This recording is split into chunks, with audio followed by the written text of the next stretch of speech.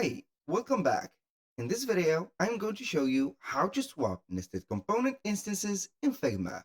So we are on our dashboard or the design dashboard of Figma. So we are going to set up this to the assets. So I'm going to select from the left side of the screen, the assets. And from here, we have a icon sets. I'm going to swap these nested component instances right here. So if you're on Windows, all you need to do is to select one of the icons, for example, from here, and then we are going simply to drag and drop it under or above the selected one. If I drag and drop it simply like that, it will not swap.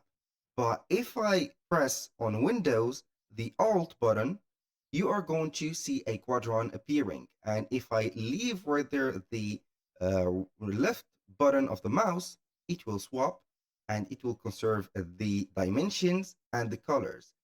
On MacBook, or on Mac, it is going to be nearly the same, but you are going to click on two buttons. You're going to press Control and Command. So here I'm going to do the same thing again, but with another icon. So I'm going to get or drag this trash bin and press Alt on Windows, put it like this, and here we have it. So as you can remark, the color and dimension are really conserved. If this video was helpful, please hit the like button and don't forget to subscribe.